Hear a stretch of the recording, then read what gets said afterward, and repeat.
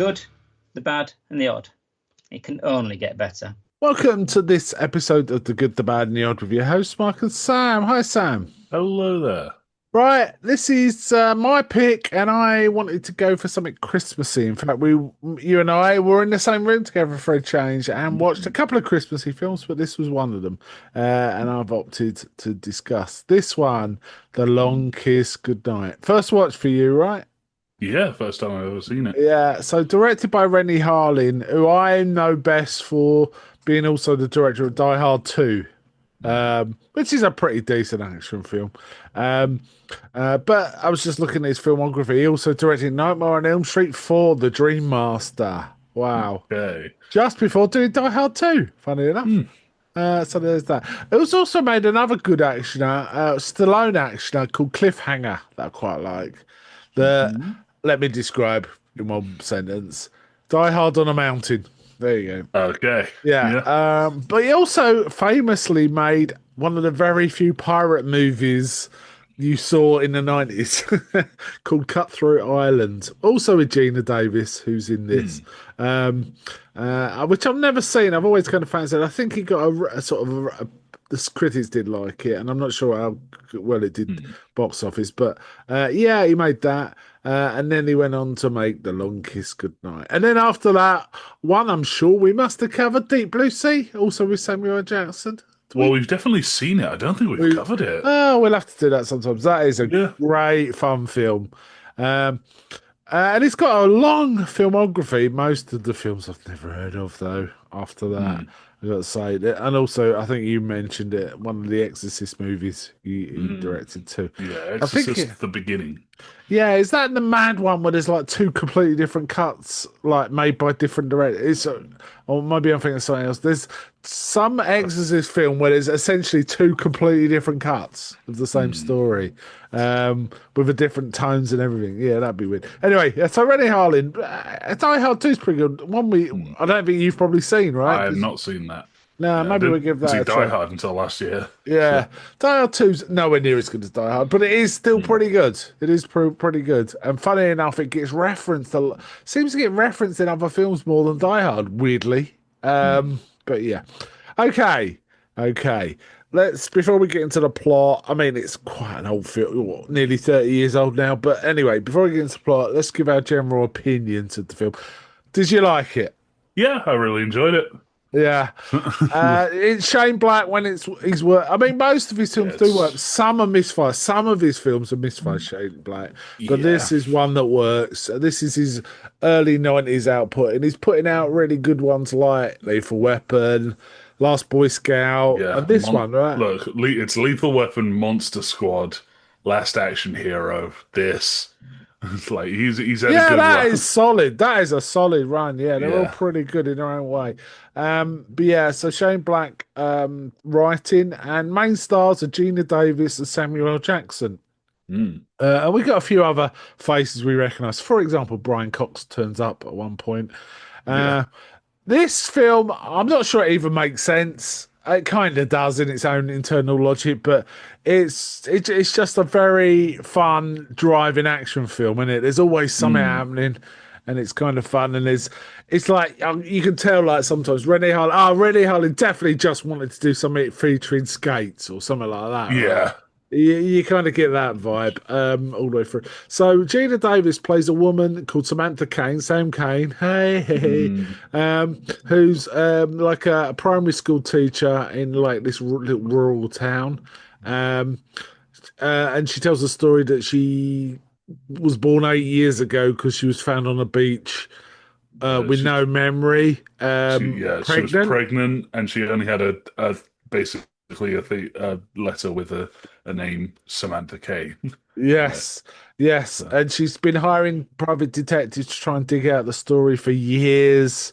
First, she says, I did the expensive ones, then I did the cheap ones, and then I did the really cheap ones, right? Yeah. So there was this. And her latest one she's just happened to hire is Samuel Jackson, who's Mitch, who's, not had a great life, clearly. And he talks about a bit. He was a cop, and now he's a private detective. He's separated from his wife. He's still got a son, but even his wife doesn't seem to like him coming around. Yeah, giving his wife doesn't son trust him to give him anything legit. Yeah, which is pretty, that's a. But he keeps his chin up. He does keep his chin up. Samantha, Sam, they have a happy life. We see her daughter in the Caitlin, who's sitting in a treehouse at one point, and she's got a boyfriend. And she's on the Christmas parade, so she's on the local news. And then she's driving one of the old guys' house. Yeah, they have a Christmas party, and there's a few things sort of set up as jokes in this bit. The main thing is one guy's got basically blackout drunk, and he's an old guy. Home. And he's waving his hands around like it's funny, but it's like just putting her off her driving, and she starts getting a bit annoyed with him. But unfortunately, as she's distracted by him at one point, a deer runs onto the road, and she drives straight into it. And we see the car's a proper wreck. She gets thrown through the windscreen. Yeah. The old boy's unconscious, sitting in the car, but the car's on fire. Yeah, the car burns. It ignites, and that's it. So we believe the old fella dies because we don't see anything otherwise. But when they do hit the deer, it actually ends up on the bonnet and starts kicking through the windscreen. So it's very scary. Kicks her in the head. Yes, kicks her in the head, and she gets thrown through the windscreen, and she manages to stagger to her feet, kind of work out what's going on.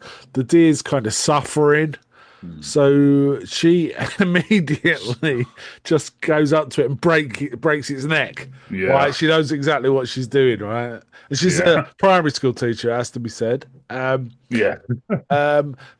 the next thing we see is they're back at their home. No mention of the old boy. Well, no, the next thing is they're in hospital. In the hospital, and it's like, unfortunately, they do mention that the old guy died.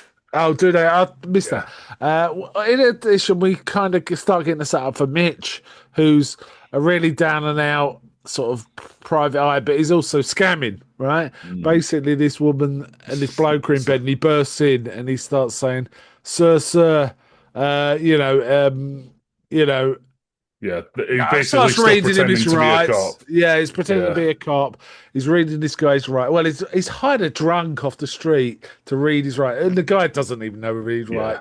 And he starts trying to do the Miranda rights, then he just throws. Other guy throws up. But they managed to scam, I think, $300 out of this guy. The woman is involved.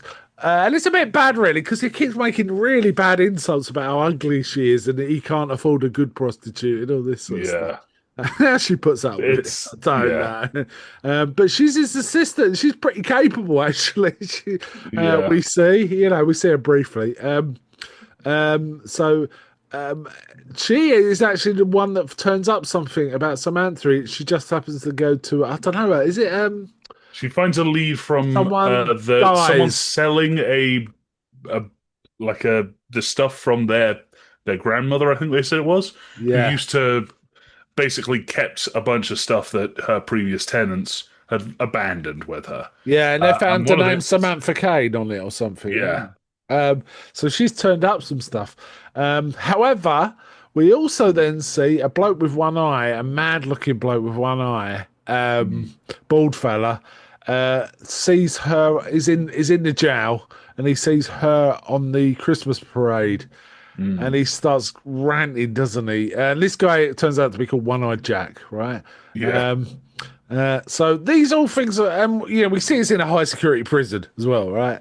He's kind of almost smashing up, trying to get to the telly to smash it out when he sees her. He goes mad. Then she's back at home. She's in hospital for a bit. Then she's back at home with a comedy bandage around her head. And she starts... chopping carrots, but not doing it very well, and like her boyfriend's, pulling her leg about it. But suddenly she starts chopping really fast, like she knows exactly what she's doing with knives. And she starts, she's chopping stuff. She's going, "Give me something else to chop, quick!" And she's doing all this, and that's kind of all jolly. And then suddenly she throws a pepper up, and throws a knife at it, and bends it into one of the cupboards. She pins this mid-air tomato with the knife. And she just looks at her boyfriend and goes, "It's what chefs do." Yeah. In a weird wild-eyed way. Yeah. So it's just like this motherfucker's like, aha. Yes. So they're all just kind of like looking at it wide-eyed. Then following that, the one-eyed Jack turns out broke out and breaks into their house with a shotgun. With a massive shotgun. Yeah, with it must have had a grenade launcher under it, or another underslung ridiculous shotgun. power. He does this massive like it kind of puts Arnold's spin reloading his shotgun to shame in Terminator 2. Yeah. The massive sweep every single time he reloads it. Yeah. It takes out a section of the wall to the outside. That's how powerful it is. It blows open a hole in the wall. Yeah. Now Samantha doesn't understand what's going on, but she's terrified. This guy comes in who basically hits her boyfriend in the face with the shotgun. And he keeps saying, "I want my eye back," and stuff like that. She grabs her daughter and throws her through the hole straight into the treehouse. And then there's a fight. She's basically throwing things at this guy, and he's really mad. But she basically overcomes him, doesn't she? She knocks him unconscious, and then proceeds to break his neck, just like she did with the deer. All right. Well, no, she rabbit punches him in the back of the head as well. Yeah, she does that one first. Of those curled fist. That'll probably cause some massive damage anyway, and then she breaks his neck. Anyway, she then Mitch has rung her and let her know, wants some more money because he thinks he's got a lead. Now she goes out looking for a daughter. He's turned up, sees what's going on, and just put the daughter in his car to protect her. And he sort of just turns up at the door. Then we see she prepares to go on this road trip with Mitch to find out some of her own background. She's also frightened. She's a bit dangerous herself, but she's also frightened she's going to bring something on her own daughter and her boyfriend Hal.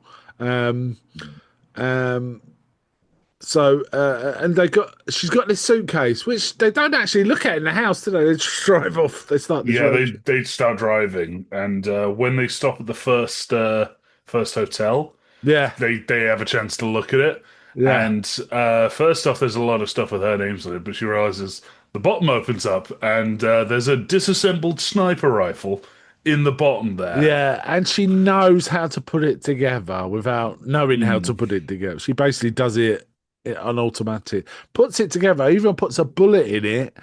And then Mitch they got connecting doors. Mitch is meanwhile trying to memorize what he's going to do. So he sings the blues and says, it's a memory aid. He's basically going fold up my trousers, put them on the chair. Before he goes off on this road trip, he does visit his family, doesn't he? He sees his son. He's got a little present. Is kind of where we learn how little his wife trusts him. Yeah, basically. He's got something for his son, and his son thinks he's really cool. And he says, "Mum gets weird when you come round, Dad." And he says, "What do you mean?" He goes, "Well, when you got me that Schwinn, was it the bike? The Schwinn last time, she phoned up all the bike shops in the area to find out if anyone had stolen a bike." And then and also the son can't even take the present he's brought him. He goes, "Oh, that's okay, buddy. It's fine." But he knows, he's got a sort of, and he does have a narrative, which is he just wants to do one thing right in his whole life because everything is going wrong. He tells Sam a story later, doesn't he, about how he was in the police and some bloke was a right arsehole to him. He's like, some bonds went missing, and interestingly, they showed up. They showed up at his place and found the bonds in the cupboard. And Sam's like, "Did he plant it in your cupboard?" He goes, "No, I stole them." He goes, "No, I stole them." So we get that kind of perspective on Mitch. But at this point, she's got the sniper rifle, and she's kind of starting to get images in her head of herself.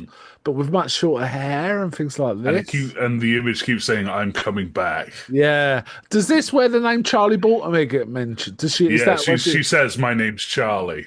I'm coming back and all this. Yeah. And she doesn't understand, but she's having these flashbacks. But Mitch happens to walk through the connected door just as she's having a flashback, and she fires the sniper rifle right next to him, basically. And next to it, though, he goes, "Right, that's it, I'll quit. Yeah, I'm leaving. Here's your money back." Yeah. And all this. Cuts to him outside, just packing up and stuff, and she's like, "Please, please, just don't, just please help." And he kind of, I can't remember why, but he softens something. He sees so. Shane Black's quite a good writer this way. He's got little, there's a lot built into the writing and the visuals that explain why people are making the decisions. He's good at that, but I can't remember the reason off the top of my head. But basically, he relents, doesn't he, and decides he's going to get. He goes, "Come on, we got this trip." But they've already left the motel, so they carry on driving. Around this time, they call a number that they found that connects them to Brian Cox, Dr. Waldman, who talks to them for a bit and starts saying a lot of weird spy stuff. Yes. Like, "Oh, have you been uncovered? Charlie, you got to come in. You got to come in and all this." Yeah. She's kind of confused by all this. But also the real bad guys who we then encounter kind of have got a call, so they know Charlie's been reactivated. And then we find out that like some Black Ops thing that was there before, and I can't remember what they called it now, but essentially they go and tell the president, we got this. We got a rogue agent. We got this asset running around and all this. And it turns out all the bad guys, when she went undercover, are now working for the same team because the lack of funding meant that they had to compromise and take on people that they would have otherwise killed, right? It's that kind of thing. And it's this whole thing about, our funding's cut and all this.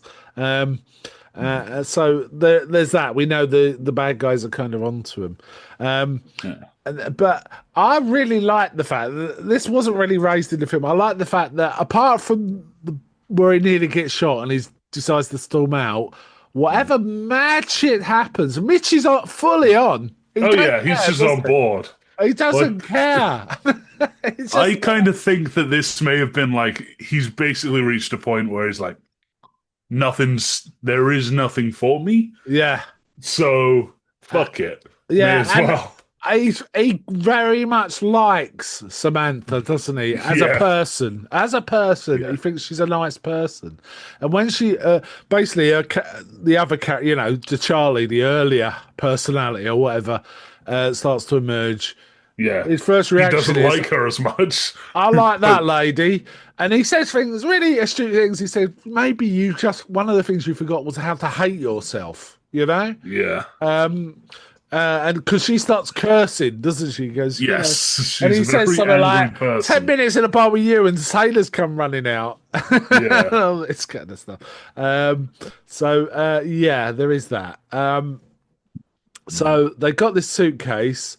And it directs them to Brian Cox's character. It directs them to a train station. Yeah, he says, "Meet me at this train station." I'm getting mixed up now. Yeah, because that all happens before they even check into the hotel. So that's their next thing is to get to this train station for midday, isn't it? Something like that. Anyway, they go to the train station, and they realise that they're kind of being set out. In fact, one guy offers to buy her a drink, right? And we've seen him as the bad guy, haven't we? Yeah. And at one point he says, he says, "I'm always saying the wrong thing," and he points to a engagement ring or whatever. And she says, "Oh, thank you very much, but sorry, I don't know you." And he's like, "No, you don't, do you?" Yeah. He's a bit of a weirdo. And leaves. But then he says to the guys, the other people, he says, "Yeah, kill her. She don't know her. Kill her. She doesn't remember anything. Kill her." So the train station, it goes mental. She managed to get an Uzi. No, Mitch managed to get an Uzi, doesn't he? So a gunfight starts, and someone immediately, basically, pretty much walks up to them and tries to Uzi them. Samantha grabs it out of his hand No, sorry. She just Mitch already has a gun. She puts her hand in his pocket and shoots the guy through his pocket, ruining his coat. So he then pulls out his pistol. She picks up the Uzi, and then he hands her the pistol and says, "You got better. You're a better shot than me." And she starts taking out guys, but they're being chased, and there's obviously more guys. They run up to a passage, and they're kind of hiding. And I think Mitch is saying, "Don't worry, I'll take this guy out. You take it out." But then a grenade just comes up the stairs. And this must have been one of those low-yield nuclear hand grenades. Yes, because it's ridiculous. It blows up in a massive ball of flames, just chases them down the corridor. And they have to shoot out the window and then shoot out the ice below them so that they land in water. Yeah, there's a lake, frozen lake at the bottom of the window. So Charlie or Samantha, as they're falling, oozes the ice, so they fall through the ice. And then they manage to... And as they get into a car park, another car pulls up, and it's like, "Get in." And they're like hesitant and saying, "Get in if you want to live," kind of thing. Yeah, it's Brian Cox. It's Brian Cox. And then we get a massive exposition dump while they're driving out there. And Mitch is like, "Get the fuck out of there," because he's saying, "You're a trained assassin to do this." And Mitch is like, "Get out of here." He's just laughing his head off. So she's Charlie Baltimore. And he says, "You disappeared 8 years earlier. We all thought you were dead," and all this. They don't think they can trust him, so he pulls up in the woods, and Mitch basically pulls a gun at him, right? Yeah. It's like, "Yeah, we're taking this," and they just leave him, and it's like, so they realise. Is it looking at a postcard? They find another contact name from the suitcase. A bloke called Luke. Daedalus. And Charlie starts saying, "Look, okay, I don't remember talking to him, but I know that he's sitting down. I know this. I know that. I know a lot about him. I must have been I must have been his fiance. Yeah. And when they turn up at his place, he acts like he was her fiance. He's good. He's like, "Charlie, it's so good to see you." All this, but Luke has been warned, basically. Yeah. And actually, Luke was her last target. The one where she disappeared, didn't. Complete. But again, he's also now working for the government.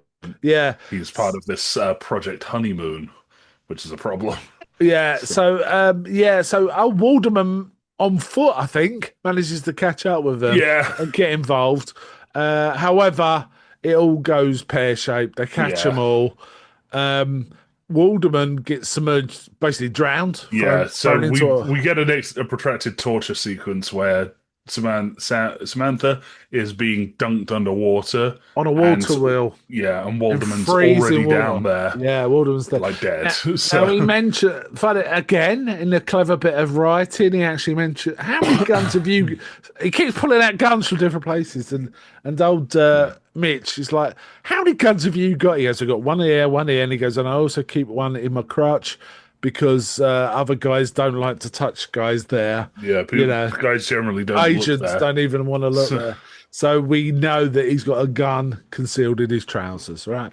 But then Samantha, she's getting tortured both by lack of oxygen and in freezing water, which apparently sends people insane. Is the line? 10 minutes in that, and will be insane. And they keep submerging in water. They keep dunking her.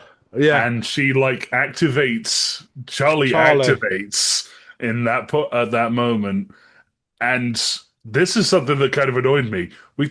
That's it for Samantha. That's kind of it for a while. No, the integrated personality comes back. Well, let's get into it as we go on.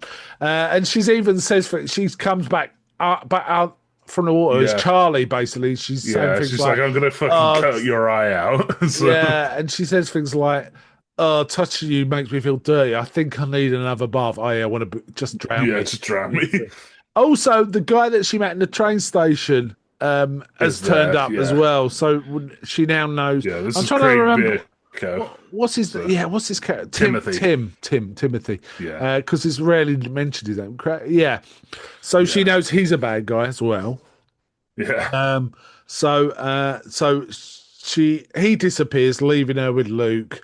But she gets submerged one time, and she basically, because Brian Cox's character, the extra gun there.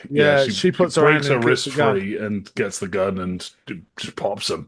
So pops the guy, fires at the latch to make sure the water wheel doesn't go back down and drown her, and then gets herself out of all the stuff. And then we see Mitch naked, I think, cowering. Naked and covered in blood. And looking up through like these lighted slats and all this gunfire going on, and it's like, he's just looking up and then the door opens and it's Samantha. Charlie. Yeah. It's Charlie who rescues him.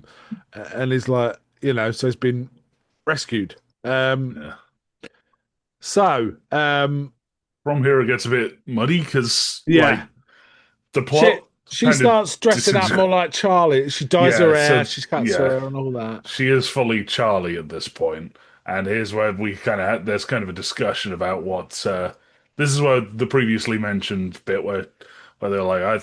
where Hennessy's like, I think you just stopped hating yourself. Scene is. Yeah. And she chucks him out of the car while they're talking. And he just lies there, doesn't he? Yeah, he lies there. Gets that cigarette. He gets that cigarette. I think he's counting on his fingers, and she rolls back up and opens the door.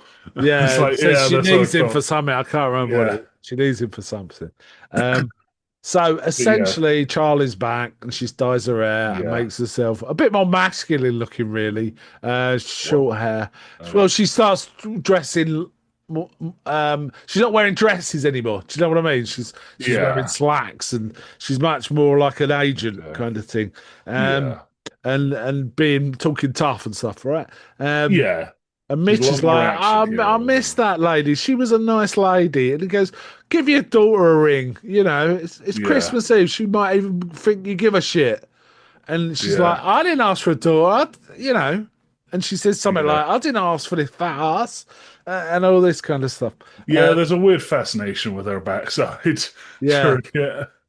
So basically, but then she goes back to where she used to, and I can't remember the rationale. There is it's to get stuff. It's to get stuff. She's getting stuff, and she also plans to kill her boyfriend and daughter as like a last to separate herself from her old life. Yeah, she can't do it. So she just takes off. No, I didn't get that vibe she was intended to kill him. I just got the vibe she wanted to go back for the key that was on the toys. Well, she looked down a scope at them. Yeah, but I thought that was her only way of looking from a distance. I didn't feel like she was going to kill him at any point, really. But she was watching her own daughter through the scope, and you could see it was affecting her, right? Yeah. She was getting emotional about it. So that was kind of interesting. And then they go off, I can't remember, they go off and there's more discussion along this thing. And basically she gets ahead and they're talking about a project Honeymoon, is it? Which is Project Honeymoon, a big false flag operation where they're going to blame it on a terrorist. I can't even remember if they specify. I think they say Islamists. I think they use the word Islamists. And they basically is to create a false terrorist event to get funded. That's basically it, right? That's so they can start a war to get funded. And they even talk about they've got a chemical bomb on a petrol tanker, and they've got a dead terrorist or dead, someone who's associated with terrorists, who they've got in deep freeze, so that when they dump the body, it'll appear to be freshly dead or something like that. Because it's freezing anyway. If you put him in a water, doesn't really matter. So that's the plan. She realizes that's the plan. However, she then gets a phone call because she wrote on her daughter's. I forgot to say there was an event with her daughter, wasn't there, where she was starting to go through this weird change where her daughter was skating and fell over and said, "My wrist hurts," and she's going, "Get up, you little baby! You're gonna get up and you're gonna skate." Being really not like herself. She turned a bit drill sergeant. Yeah. But then it turns out the daughter's wrist was fractured, and so she's got she had a cast on it, and she's like beating herself up for that. This is near the beginning of the film, but she does write her phone number on the cast, and she also talks about leave a candle out for me, and stuff like that, and so she lights a candle. Doesn't she see her daughter lighting a candle as well through the scope? Or because they're at a church. Yes, that's right. They're doing something at a church. They're not like in the church; they're out the front. Yeah, but yeah. She lights a candle, which again affects Samantha, Charlie as well, right? But then she gets a phone call, and it's Timothy, right, who's got a daughter. And you know, he got the number from her cast, from the plaster cast. And he goes, "We've got I'm going to kill her." Doesn't he? He says something like, "I'm going to blind her and break her arms" or something. Something like that. Yeah, something really horrible. He just starts threatening her with horrendous Yeah, things. yeah. And even when, well, basically, there's a big break in to try and save her. They get caught. Well, Charlie gets caught. Hennessy's outside with the sniper rifle. Yeah, he's doing quite well until he doesn't do. He gets caught with a sniper by Timothy as well. Yeah, he takes out quite a lot. She's basically knows she's gonna. She goes, look. She says to him, she kisses him, and she said, "This is the last time I'm going to be this pretty. They're going to blow my head off." And Mitch is like, "Well, let's go for it." And he, you know, I really like the fact Mitch does not even blind, you know, not a bit of doubt. He's totally in. He's totally in, isn't he? And he starts taking out people while she's running around. She does find Caitlin. But then Timothy, you know, Timothy immediately catches them too. Catches them. So and then he locks them in a freezer. Locks them in a freezer, and we see it's a freezer because, well, we know it's a freezer, but there's also the dead terrorist guy hanging up. They take the dead terrorist guy out as they put her in. Put her in, two of them in, and she's barely got a shirt on and stuff like that. He throws the little girl in too, and he talks about we'll put your daughter with you, and she says she's your daughter too. Look at her eyes, and they film it. They try to make their eyes look the same, kind of thing, or imply their eyes are the same, and he just thinks it's funny. And he says, "Bring the little bitch in too," doesn't he? After that and stuff like that, and then it basically locks them in. Right. Oh, the other thing is she gives Caitlin a doll. You know, one of these baby dolls with a big head. You know, big plastic head. It's going to be, which is then we see when just before Charlie gets surrounded, she's looking around. There's kerosene and petrol, and she looks at the doll. So you know she's got something's gone on. Oh yeah. And her and Caitlin get locked in this deep freeze, and it's absolutely freezing. Yeah, she carves a trough with her hand right next to the door. Yeah, she gets like a tire iron or something like that, or a jemmy, right? Yeah, it starts beating on the floor to make and the doll's head's full of kerosene, so she pours it under the door through this slot, so it goes across the floor into the rest of the kerosene. And then she says to Caitlin, blows open the door. Well, basically, she says to Caitlin, "You stand there, and I've got to try and make a spark." So she's hitting the floor as hard as she can with this jemmy. It's a stone floor, but it's not sparking. And then she sort of breaks down and starts crying because she can't get it done. And Caitlin goes, "Do you need this, Mummy?" And she pulls a book of matches out from her car. She says, "I use it to light your candle." Right? Nice touch. Nice touch. So then she manages to light. Meanwhile, Mitch is upstairs, tied up on a second landing, tied to a chair, backing onto some windows. And Timothy comes in and goes, "What would you like, knife or gun?" And he throws the knife, so it lands right between Mitch's legs, right near his balls. And he's like, oh, "Can I think about it?" But then the whole place blows up. The kerosene, the building essentially gets totally blown up. Throwing Mitch out of the window. How they did this, it must have been dummies. It looked really good though. Thrown out of the window, through a sign, and just sort of lands on the snow. And Mitch is like, but there's a bit of a car chase after this. Yeah, but Caitlin and Charlie get out, don't they? And they, I can't quite remember the order of events. So doesn't Caitlin also run away? Caitlin runs away and then hides in the truck that's going to blow up. Yeah, in a little While toolbox. Charlie and Hennessy are fighting everyone else. Yeah. And so the truck takes off, so they have to chase the truck. Which has got a time bomb on, Yeah. in essence. So that happens, and then there's a big chase, and they're chasing the truck, which ends up on the Canada-US border. Yeah, it ends up on the bridge that is the Canada-US border there. So Mitch has been driving the truck, hasn't he? Yeah. But they're all chasing him. He knows there's a timer on it, but does it? Yeah, he does know there's a timer on it. Yeah. Doesn't he? But he wants to get out. But I don't think he knows Caitlin's on it. And I can't quite remember. I think he's trying. Charlie just kills someone, doesn't she? She kills someone. She kills a lot of people. Yeah, no. What I mean is to get a vehicle. She kills a bloke and gets. Is it like a snow? It's like no. It's like an actual car because they chases it. They ride it up. She drives it right up after Mitch has like rolled the truck. Yeah. So they able to get Caitlin out, and then they drive to safety, but it kills Timothy and the villains that are on the bridge. Yes. So they've got away, and yeah. So Timothy's shooting at her. Now she knows there's a slow countdown of a bomb, right? Yeah, like I just said. Yeah. Yeah. So, but she's trying to distract Timothy from. She's basically drawing fire from him so her daughter can run away, right? They get her daughter out of the but in the end she's just so exhausted with all this, she's been shot and stuff that she can't move anymore, and she tells Caitlin to run away, but Caitlin just comes back and says, "Get up, your baby," the same kind, and she they basically there's quite a good moment between the two of them, right? Where all this is happening and the thing blows up. Mitch. Meanwhile, actually, no. Before they do that, Mitch finds a car. It's been shot, hasn't he? But he gets up and gets in a car.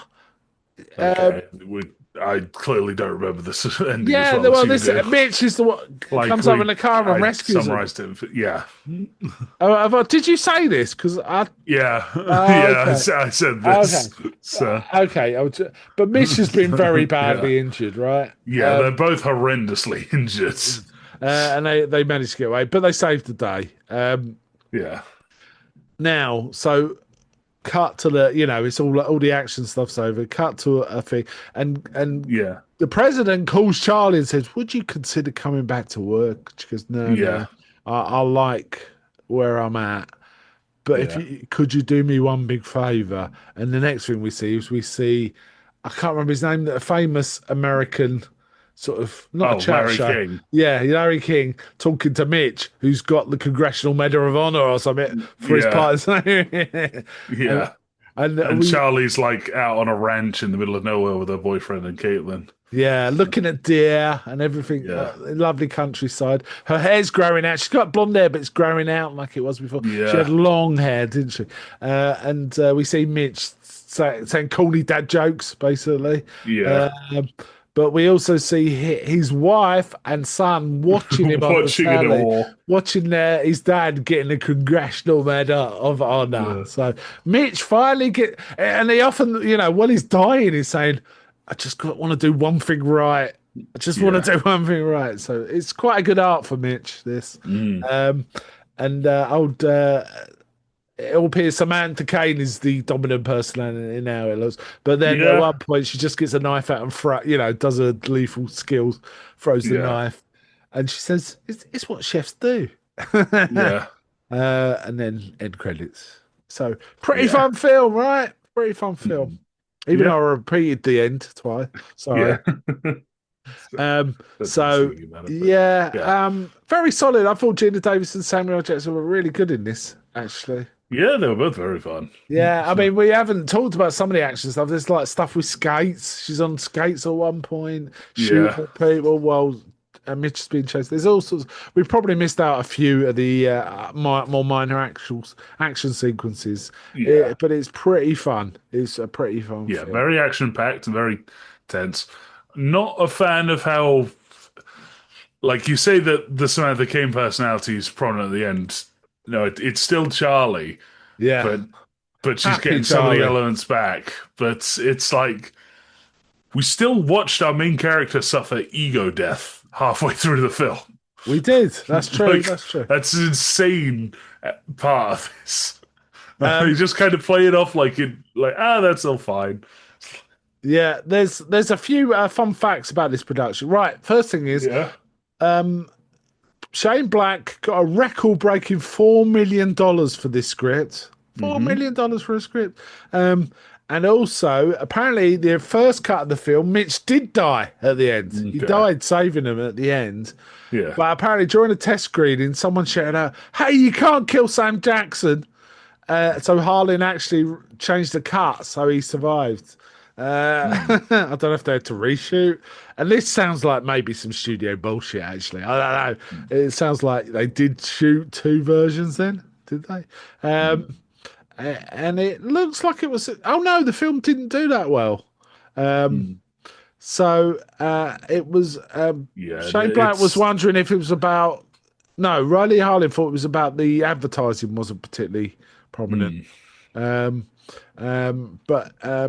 Shane Black also speculated if it might have made more if it's about a man, but he says, no, this was a film about a woman, right? Yeah. That's the nature of the film. And also, there was some chatter that it might have been a leftover from East Cutthroat Island, which didn't do that well. Apparently, Cutthroat Island was one of the biggest box office films of all time. Bomb. Box office bomb of all time. So, yeah, there is that.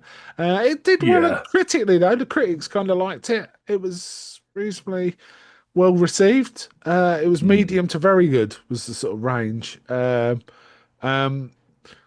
Time Out... it came 91st on Time Out's greatest 100 action films. So, that's pretty good.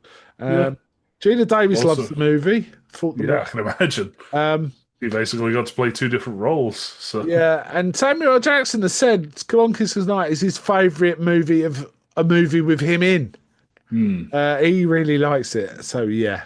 There was some chatter about sequels. A Kiss After Lightning. I think this is a great standalone. That sounds like a parody of things. Like they weren't making a sequel; they just had a name. Yeah, so. The name's never explained, is it? The long. I mean, it sounds like death, right? Doesn't it? Yeah. It's like the long goodbye or something, right? It's a play on that, but yes. Very enjoyable. I have seen this film, I'd say 6 times, maybe 5 to 6. First watch for me. Ranger, will you be rewatching, do you think? Yeah, most likely in Christmas time. But, it's a great, fun, actiony Christmas film. And I mean, we actually watched 2 Christmas. We watched Violent Night and this, didn't we? And I was talking about what should we talk about? And in the end, I because it was my choice, I plumped for this because I feel like we'll probably watch Violent Night more often than it just because it's so much more Christmassy, if you know what I mean. The film about Santa. But I did want to talk about this with you as well, so really enjoyable. We need to, I think, go back a bit and do some of the better Shane Black ones too at some point. There's a few more from this era that are really kick off. Predator. Clearly, right? Yeah. But we've done that and things like that. But there's things like The Last Boy Scout. We've done a few of these already. Yeah. Have we done Lethal Weapon? I can't remember if we've done Lethal Weapon. We've done Lethal Weapon. We've done Monster Squad. We've done Last Squad. We've done Iron Man 3. Yeah. We have done a few, but there's a few really good ones we haven't got to yet. I'm particularly thinking of The Last Boy Scout, Bruce Willis one. I think that one is very fun too. Heck, apparently, you had some involvement in Hobbs and Shaw. I wouldn't be surprised because that had some cracking dialogue. I can see that he might have given something like that a script polish. Yeah, I could definitely see that. But then there's been some The Predator was pretty awful, for example. Yeah. How would you? Anyway, let's get to rate. How would you rate this one? I'd rate this an 8 out of 10. I'd give it a 9, and I think that's because of the rewatch. It stands up so well to rewatch. I'd I've got no argument with an 8. I think that's a probably a more accurate score than mine, to be honest. But I just enjoy this every time I watch it. It never gets boring. Mainly because so much is going on, you forget a lot of it, I think. Yeah. You remember the action stuff, but the plot does really latch it into, it doesn't feel like the exposition dumps don't feel rushed. They do it quite well. They integrate it all quite well. There's just enough to keep it going. And the little callbacks, the little girl having the phone number on her cast, her having a matches so she could light a can. It all makes sense. It's all really nice. There's like little things where it's all put together very nicely. It's been thought out. It feels like it's really been thought out. And I like we haven't talked about a lot of the rest of the cast, but the casting was very good all round, I'd say, actually. I don't recall seeing the guy that played Timothy in anything else. He was pretty good. The only thing that you know of him from, I think, would be that he was going to be one of the people that played Lister in the American. Oh my God! In the American Red Dwarf. Oh dear! Oh dear! The other guy that I've seen in a lot of, or over the years I've seen in a lot of stuff, is the guy that playing Luke. I've seen him in lots. For example, he was brutal in The Green Mile. And things like that, right? But he's been in lots of things, lots of movies and TV. He's a very solid actor. Big fella, big fella. I'm not sure it came across so much in this film, but he is a big fella. No. Well, the thing is, I guess Craig Bierko is like quite tall, so he kind of looked short in comparison because he was only ever stood next to either Gina Davis, who looks about average height, so he was kind of looking her in the eye, or Craig Bierko, who we only ever saw stood next to at a low angle where Baker was closer to the camera. Yeah, so he looked way taller. And Luke was often on his own as well, wasn't he? In shot, so you couldn't get a feel for that. But I like the two arcs are really good. Mitch's arc and sort of Samantha's arc. Yeah. We come back to. I feel we come back to. So you feel like Charlie's there with some Samantha, right? Or well, it's an integrated personality. I think it's a reintegration of her two sides, and she's obviously happier than she's as just being Charlie. Do you know what I mean? She was quite angry and hateful, really, and lethal as well. But it was cool film, right? Okay, let's wind up there. So, bye from me. Bye.